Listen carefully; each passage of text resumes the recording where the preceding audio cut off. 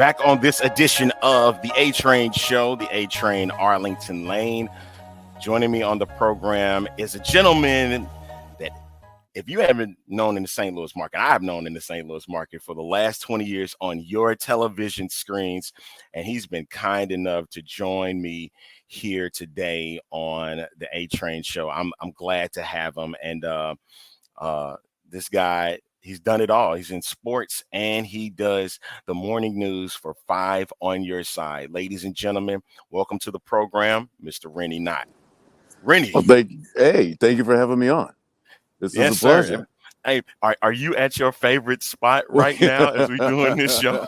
Okay, so I go to work at 1 o'clock in the morning. That's when I arrive. So this is the end of the day, lunch hour, weekend has begun. So I'm over here at Jay McGrath's and Clayton, just chilling. And waiting to get on with you today. That's about it. Yeah. I appreciate it, ladies and gentlemen. There he is, Rene Knott from 5 on Your Side. and from what I've seen, you are one of the classiest news guys in the business. And thank you. And I appreciate it. Yeah. Let me touch a little bit on your career of sorts. I don't want to go too deep, but I'm not going to do it. It's deep. It's been a long time. I don't want to go too deep. I want to go from the last 12 years before you started at Channel 5 to now that you've been in now for 20 years. Yeah. And I saw something really interesting. You worked as a sports reporter for 12 years before you arrived at Channel 5. Then you've worked 12 years in the sports department in Channel 5. Yeah. Is this where we get another 12 for morning news? Well, so I turned 60 last week. So keep that in mind. Yes. And at some point, retirement's going to be knocking on my front door. But I actually started in television in 1987 at KDRV TV in Medford, Oregon. And then I went to Mobile, Alabama. Then I was in D.C. So I was in D.C. for 12 and a half years prior to coming to St. Louis. And all I did was sports. I played football in college, played football in high school. So it was sort of a natural thing to do. And then after I had the major lung surgery in 2016, that's when I decided, okay, I can't keep up with doing that with all these young people, and made the jump to the morning news. And it's really been crazy good. Crazy good, because you get to be, having the format of being more of yourself as far as having more time, and then getting to go out and do people stories. I've just loved it. And that's what's amazing to me is that you made the transition in 16 over to morning news, and like you said, you have to be at the station at 1 o'clock, so that means sleep comes very early for you.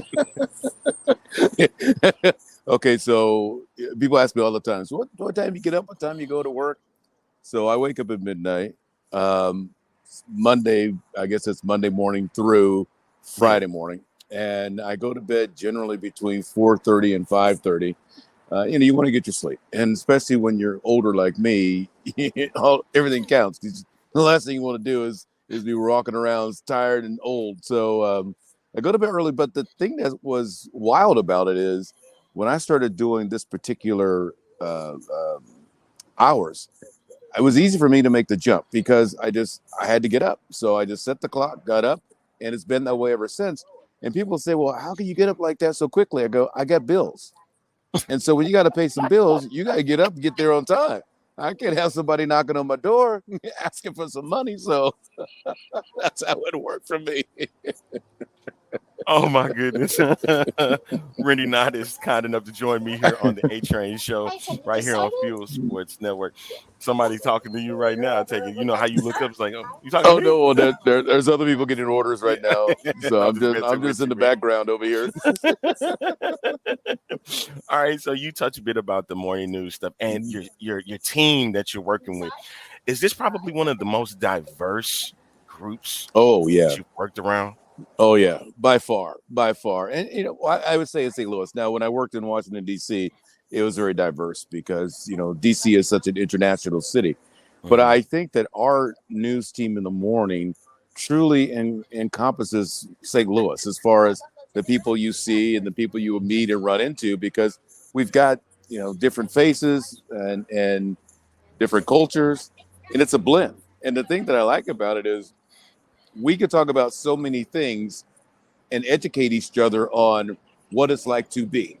So with Michelle Lee, I could talk to her about what is it like to be an Asian American. How tough is it, especially after what happened with COVID and all that, and where people are trying to point the finger of blame. And Paul Cook comes in, and Paul is a laugh riot. I mean, the guy is incredibly funny, but he understands more what it's like to be in the room with two black men and talk about the things that we deal with, not necessarily personally on a day in and day out basis, but what we see and what we represent and what we're trying to better.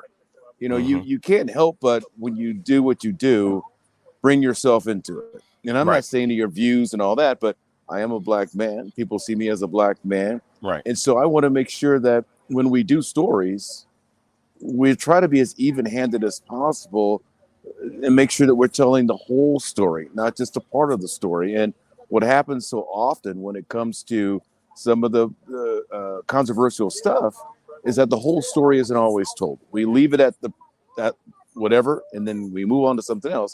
Or we go, hey, there's other things in this neighborhood. There's families grieving. There's people doing great things. There's a lot of stuff happening here that we need to focus on as well, not just the bad stuff that happens, say, here in St. Louis, what appears to be the north side of town all the time. Gotcha. So when you're going in and you're getting prepared for a telecast, what's the first thing that you do when you get in getting prepared? First thing I do is spray down my desk with Lysol. that has been a daily occurrence ever since 2020. Wow. And wipe it down. But no, the first thing I do, I look through our rundown, and so our show is formatted. I do 2.5 hours. So the first half hour is formatted, then each half hour is formatted. I look through the stories, what stories I'm going to be reading and telling, and then I look at it as how would I tell this story? What is the best way that I feel I can relate this information to, say, my mom, if I had to tell my mom this story? And how would I break it down for her so I'm not, one, being too detailed, or two, not being detailed enough? And then I look through it, start writing, do some researching, just if I need to add something more to it, and learn. I spend probably the first couple of hours just learning about what's happening. And then we go out and, put some makeup, change clothes, put makeup on, and do what I do. do what I try to do. But, the thing about this job that you have to keep in mind is you're a part of the community. Right. And so you have to relate as a member of the community, not as somebody over the top, just kind of giving this observation, but someone who's down in the trenches saying, hey, I know what it's like. Today we had a police shooting on Market Street. My old neighborhood. Right over by Soldiers Memorial and Enterprise Center. And, right there, the heart of the city. And I'm thinking this is 3 blocks, less than 3 blocks, more like 2.5 blocks from the station. I'm sitting here, 7:30 this morning, this happens. And I'm going, how many people were walking up and down that street? How many people were getting ready to park their cars or whatever? Gosh, this hits home. And so you need to relate to the fact that this hits home. I could have been out there. Anybody could have been out there. This wasn't in a neighborhood. This was in an open area. And a person was just firing a gun. And the police officer had to take him down because, you got to, one, the guy started firing the police officer, but two, bullets don't have names on them. They don't. They go wherever. And so when you see stuff like that, you have to stop and go, wait a minute, I'm a part of this. So when you relate these stories about our city back to the public, you need to understand that you're a part of it too. You just can't play it off like it's somewhere else. No, it's right here where we live. Exactly. And it's like when you're reporting, we mentioned about the diverse group, you mentioned about reporting and stuff and having a potential story like right after you get off the air and stuff like that. And, you have to react of sorts. So as a journalist, what does that kind of mean for you, as in like reacting to stuff that happens either before you get on the air, after you get on the air, or while you're currently on the air? Yeah. A lot of it's about knowing the facts, and not a lot of it. All of it is about knowing the facts. All of it's about telling the truth.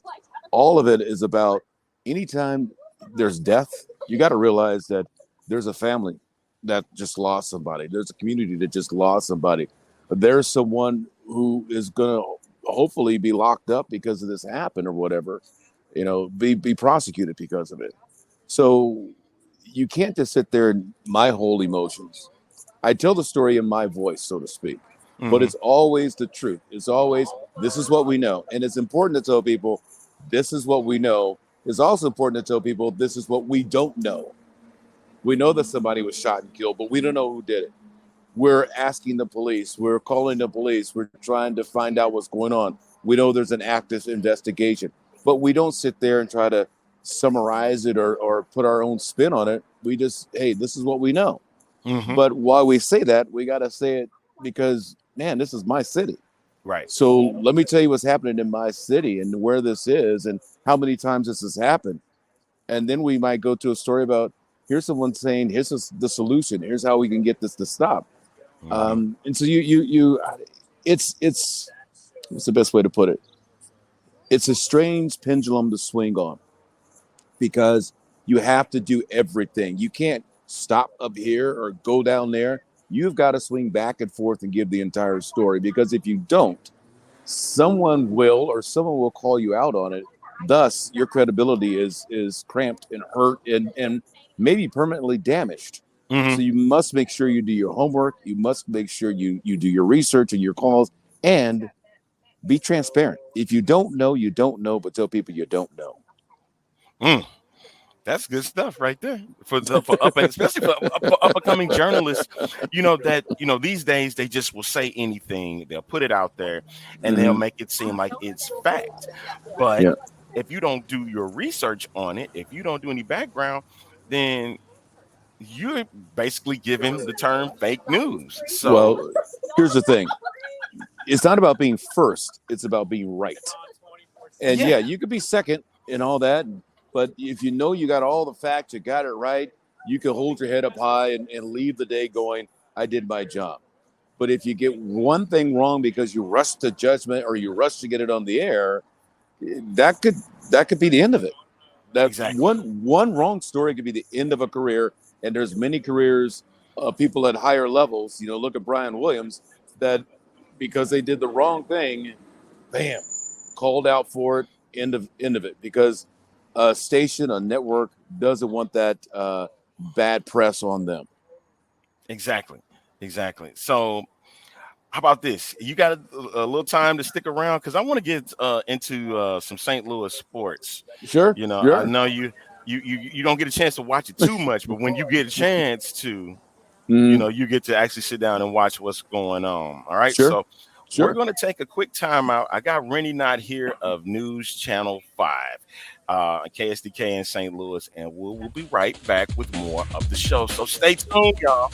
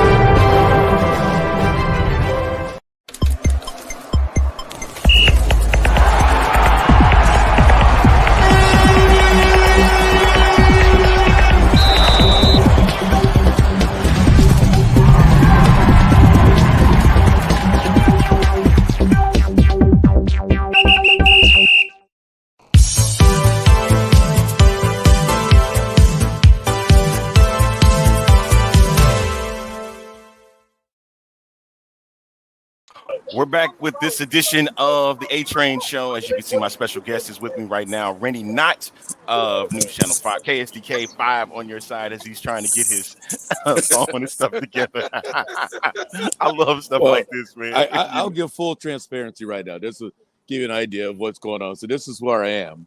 Yeah. If everybody can see that, right?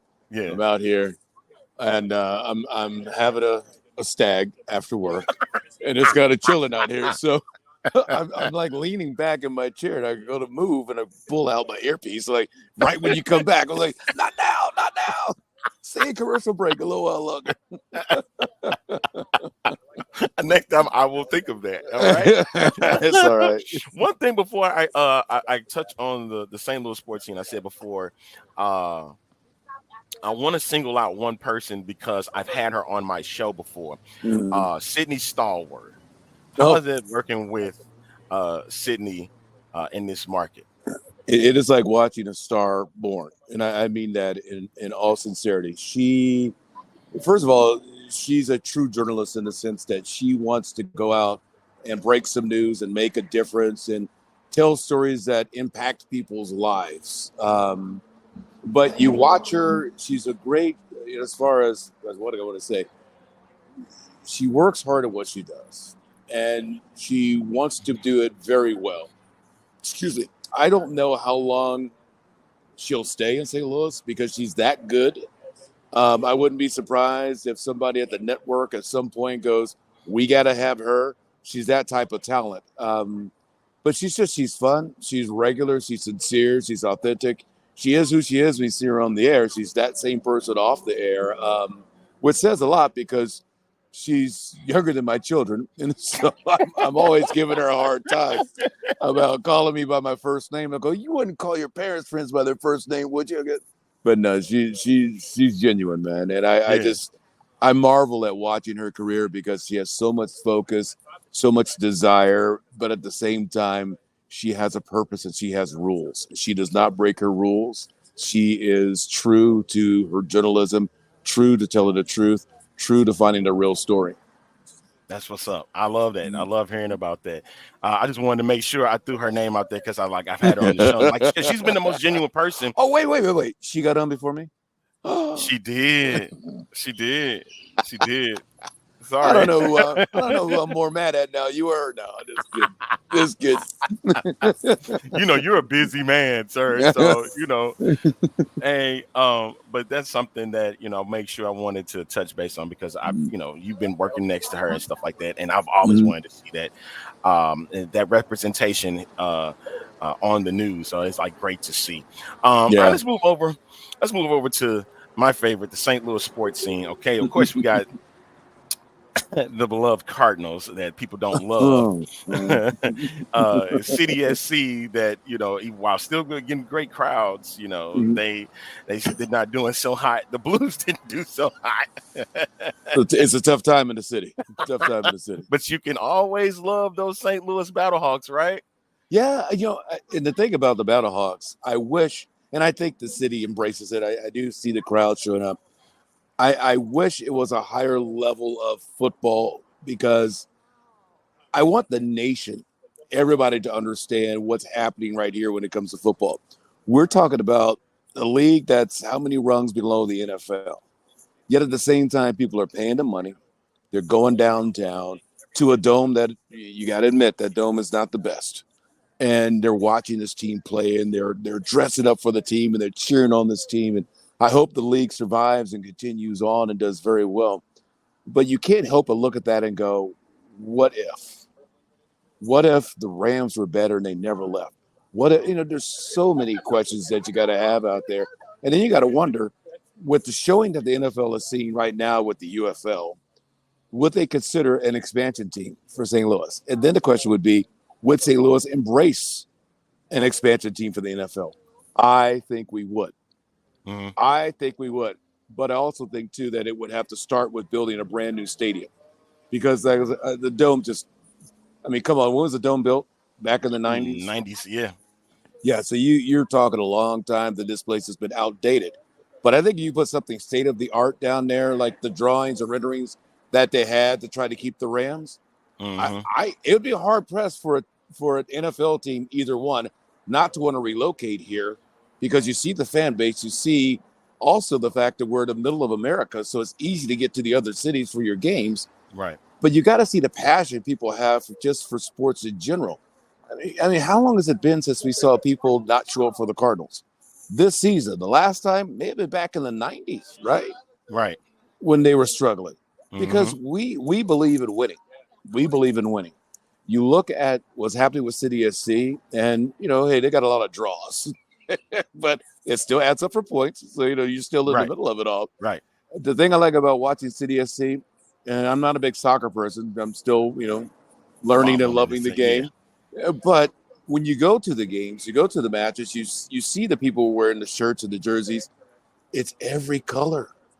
It's women, it's men, it's boys, it's girls, it's black, it's white, it's Asian, it's Hispanic. You name it. Everybody's a part of it.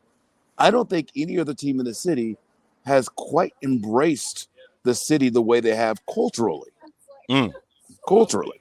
Mm-hmm. You go to a Cardinals game, and let's be honest, go to a Cardinals game, you look around, and how many people of color do you see? Right. 10%? Very little. 20%? Yeah. Mm-hmm. But you go to a City SC game, and the percentage is higher. I'm not going to say it's, you know, 50-50, but the percentage is higher. I think they've got something going right now that if they can stay a winning franchise, and we know we love winners, stay a winning franchise, people stay with you. You know, the first year is one thing. Everybody loves the first year because there's new. Now it's like we got expectations down. You know, they should have had this year, last year, this year. Growth is what it would have been, right? Growth. Right now, we're like, is this growth or what's going on here? But you got to understand that the rest of the league also has a playbook now on what to expect from City SC. Yes. And so now they kind of know their attacking style and all that. And I really enjoyed Bradley Carnell. I had a chance to do it was last week, a interview with him and Leuven in front of a crowd, a moderator conversation with him. Mm-hmm. And the guy is passionate about not just soccer, but about teaching these guys about life and the life lessons from the game and just the life lessons of day-to-day activities. I'm going, man, this guy is deep, much deeper than you think a coach would be. Right. But he's something special. Now, your Cardinals, that's on you. I don't know. It's on me now? I can't defend that. It's on me. I can't defend this one. First of all, okay, so I remember Mo when Mo first got the job. And I love Mo. And I interviewed Mo before he got the job. We talked about his ambitions and everything else. And, you know, the biggest player he ever signed to that point was Albert Pujols. That was his guy. Something like, well, okay, 1 for 1, not bad. But now you got to wonder, are they taking things for granted? Is it just that they're behind the times? Do they need, and I'm not talking about necessarily new blood on the diamond and the dugout, but new management. New management. That's funny. It's funny you say that because before beloved Mike Shannon had passed away, he had made on a comment on the broadcast about the Cardinals selling or the ownership selling the Cardinals. Yep. And, you know, it got looked at weird, like, what was he talking about? Is he just being Mike Shannon or is something, do we know something? Something up. Mm-hmm. Yeah. Mm-hmm. And I think he may have knew something before he passed away. So is that the route that this team needs to be sold? I don't think so. I mean, I don't want to speculate on that. I'm not saying that's the case, but maybe ownership needs to look at it differently to what they do. And don't take it for granted that, we get 3 million people every year, we'll continue to make money. Because it's going to cost you more money to keep a team that's going to be competitive because salaries are going up. So now you got to say, how do I find people in my organization that can find the right people to put on the diamond that can come up through my organization and produce? I mean, Jordan Walker gets sent down. I'm going, okay, well, is that Jordan Walker or is he not being taught at this level? Is someone not, bringing up and enhancing his game and just kind of taking his game for granted? At some point, a coach has got to coach. In other words, you got to know how to get at that particular athlete and how to teach that athlete right. You can't just teach everybody the same way. I don't know what's happening there. I haven't been around the team in a capacity of a sportscaster in 7 years now. Mm-hmm. I just know what I see on TV, and what I see on TV is that it's not what I would call entertaining or many times not watchable baseball. I mean, hate to say it in that way, but if I was forking over, let's say $100 for my wife and I to go to a game and have a couple of beers, I want a better outcome, or I want to feel like there's going to be a better outcome. Right Mm-hmm. now, if they win, it's almost like, oh wow, look, that happened. They actually can do it. I mean, but no, in reality, that's kind of how you feel. Like, oh wow, Exactly. that just happened. There's no consistency anywhere. Anywhere. The most consistent guy at the plate broke his forearm. Most consistent guy on the mound gave up 3 home runs yesterday. So until you get that consistency, it's 100 and whatever amount of games. But if you can't do it enough, you're going to end up right back down in the basement where they are right now. And that is a long climb. We can say what we want about the season being all the way to September, but that's a long climb unless people ahead of you aren't also losing for you to climb up. Yeah. So status quo. Yeah. A question came over, and it's from a fellow journalist, Jeremy Housewright. He wanted to ask you, did you ever get a chance to cover Michael Jordan? Oh, yeah. When you were in this thing? How was that experience for you? Okay, so I covered Jordan a couple of different times. One, when he was in the Bulls' heyday. Yeah. And so what we did was we decided that we're going to do the Chicago Bulls on the road. So even though I worked in D.C., we went up to New York, and we followed them when they played the Knicks. From the hotel all the way to the game and everything else, it was like watching Michael Jackson in his prime walk out of a hotel. The flash bulbs and everything else, they get on the bus. People like running after the bus and everything else. You know, you talk about Jordan, Pippen, you got Rodman, and you had the guys. And after the game, I go in and interview him. And the most gracious guy, because everybody wants to talk to Michael Jordan. He stood in the middle of the locker room and answered every question. And when everybody was done, because I got close enough to where practically did a one-on-one with him, then he walked, he left, because I think he knew his obligation, not just to the media, but his obligation to the fans and to the game in general. Then they beat the Bullets. The one time the Bullets make the playoffs. This is with George Mirasan and Calvert Cheney and Rod Strickland, Juwan Howard, Chris Webber, Rasheed Wallace, and they lose in 3. But Jordan was very gracious about it, saying that this is the future. So here's my best story about Jordan. You'll love this one. All right. So at the time, I knew Jordan's agent, Curtis Polk and David Falk, because they were both in D.C. So Judy Polk, Curtis's wife, goes, "Hey, we're going to the Grand Havana Room, Cigar Club. Do you want to come smoke cigars?" I said, "Yeah, okay." So I get done what I'm doing. I hop in the car, drive, park. I go to the Grand Havana Room in downtown D.C., take the elevator down, open up the doors to what is a big boardroom, and there's this big oak table, right? Yeah. There's Jordan, there's Pippen, there's Charles Oakley, all smoking stogies. And I walk in, I go, "I'm going to smoke stogies with these guys." So we're sitting around the table, just kind of talking. I'm really just taking it all in. And I say to Judy, "Judy, I can't go see my son after this without having something from this night." Now, these are the days before you had cell phones to take selfies and all that. And so she gives me her courtside seat ticket, which is, the big ticket for the playoffs. Yeah. Slides it over to him and goes, "You need to sign this for his son." And he signs it to Easton Michael Jordan. I said, "I think Dad just won Father of the Year." This right here. And then when he played for the Wizards that one season, it was electric because, he still had some moments. Now, it wasn't consistent, but he would have moments where you go, "Oh, yeah, that's Michael Jordan." But it's just being around someone like that just lifts you up. And he's just, the fact that he would answer every question, even though he's probably been asked that question a million times, said a lot about the man and his obligation to the game.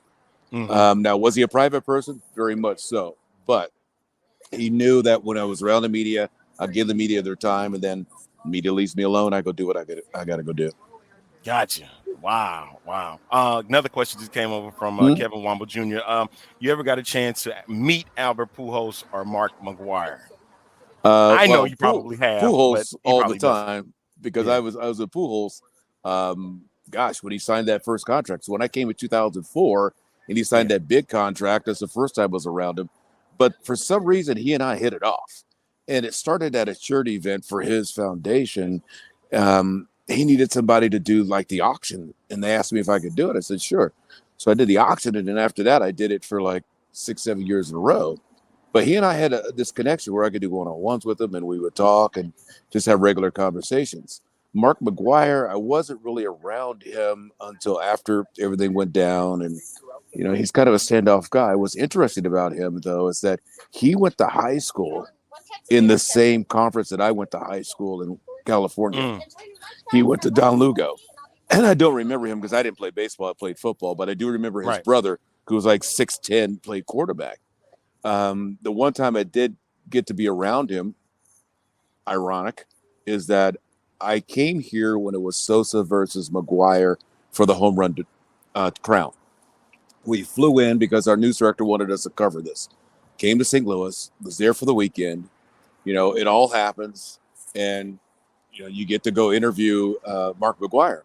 But what I learned most of all about that weekend was just the passion that St. Louis baseball fans have for the Cardinals. I mean, people were at Busch Stadium with transistor radios, no tickets, but just outside the stadium because they wanted to be a part of what was taking place. It was beautiful. I wish Mark wasn't a reluctant hero, so to speak, but absorbed and took in what was really happening. I think a lot of what he did was let me just play baseball and then, you know, leave me alone. And it's sorry, you can't play baseball at that level if people want to leave you alone. We want to know everything about you, you know? Right. Okay. Before you go, if there's an interview that you're looking forward to, I know Jeremy says you have one coming up with Darius Rucker on June 1st. Yes.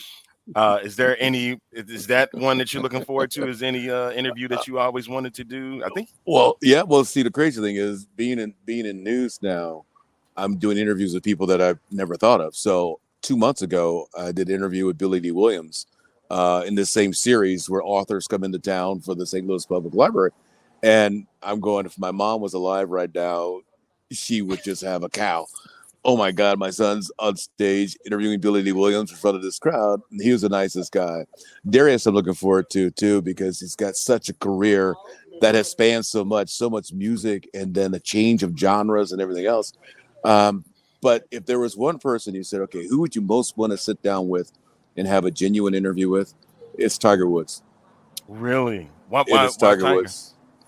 I just think there's so much there that I would love to tap into, from his upbringing to his focus, to his collapse, to his comeback, to, I think, settling in now where he's almost mentoring other golfers. You know, you look at him at the Masters, he's playing with the amateur and he's walking along, talking to the guy, like pointing that stuff out to him. I'm going, he never did that. He would want to all the time, but he was there. He was talking to the guy. He was present. And to see that evolution, and then also to see his son mimic him and is just like his image all the time. That's the guy. I've been able to talk to presidents. You know, I had a time with Obama. I had time with Little Bush. I had time with Bill Clinton when I was in D.C. And so I know what that's like. And trust me, that's mind blowing to go, oh, this is a leader of the free world. But there's something about Tiger Woods that to this day I go, I really want to talk to that guy. All right. Hey, and you have probably one of the best intriguing stories. You know, you got to talk to Michael Jordan, man. Michael Jordan. You know, that's like I've talked to Muhammad Ali. Beyond measure. There's a lot of people on the that's list. What I'm saying. You know?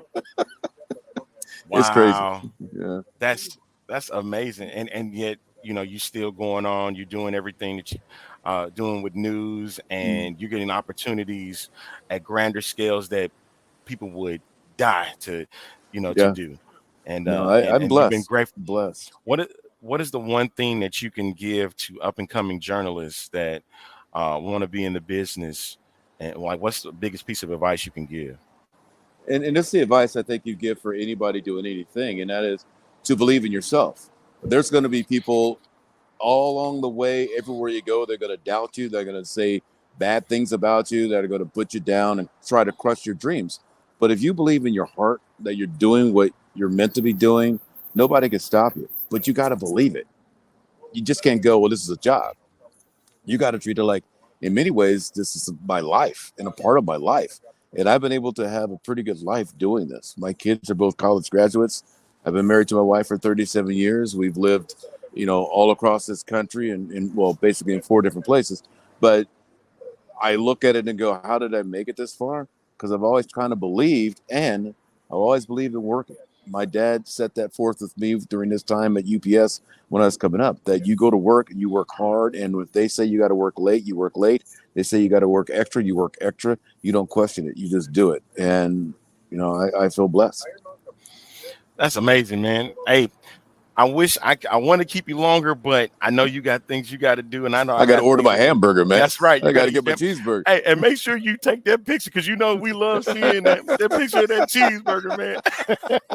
Hey, I'm gonna have to sit down. We're gonna have to break bread together and stuff like that, Sure. And because I'm getting captivated by the stories that you tell. And, you always have been a genuine individual, whether it's been here, whether it's been on social media. And, I appreciate that greatly from you. And, not a lot of people can do that. And, that's why I'm grateful and gotten to know you for at least the last 8 years, I believe. So, so I appreciate that so much. And you've been a supporter of mine, which is even more mind boggling to me the more I think about it. So I greatly appreciate that from you. Thank you, man. I thank you for having me. Even though I had to come after Sydney Stallworth, I'll take it. don't hurt her. Please don't hurt her. No, hey, she's aces. I love that girl. Yeah. But thank you very much for this opportunity, man. And the best of luck to you with this. I hope it grows and becomes tremendous. Michelle Smallman was my intern at one time, and I used to do a little radio show here in town, and I would have her on as like our social media person. And I look at her now, here she is on ESPN. She does, this 4-hour show in the morning. And I thought, man, I remember when she just hosted an event for the Women's Basketball Hall of Fame, I think it was. I'm going, all dreams are possible. Like I said, when you believe in yourself and you take full advantage of your opportunities. So I'm looking for you to grow, man. Looking for you to grow. Appreciate that. I still got a long way to go, man. But you'll get there. Appreciate. Yeah, thank you. I appreciate that. Ladies and gentlemen, that is Rene Knott here with Channel 5 on your side. Make sure you see him every morning at what time?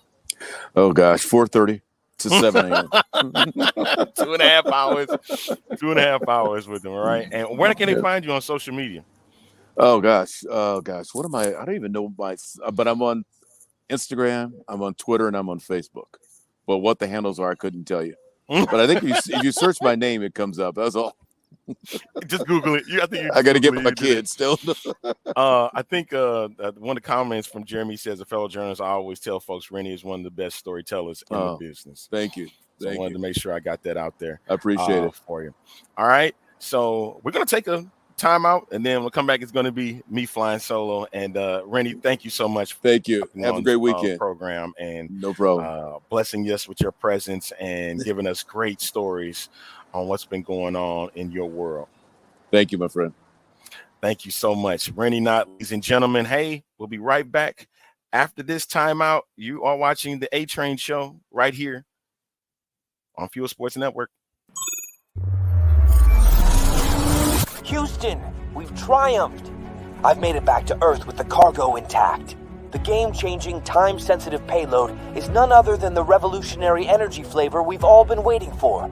Introducing Merc Mayhem Cherry Limeade. Merc Clan played a crucial role in securing this energy flavor, and together we've unlocked the future of power. Merc Mayhem is not just a drink, it's a statement, a fusion of relentless energy and bold flavor. The secret is out. Merc Mayhem is set to redefine the energy landscape, leaving ordinary drinks in its cosmic dust. Get ready for a taste explosion that matches Merc Clan's unparalleled power. Join the revolution, and let's unleash Merc Mayhem upon the world. Astronaut M signing off.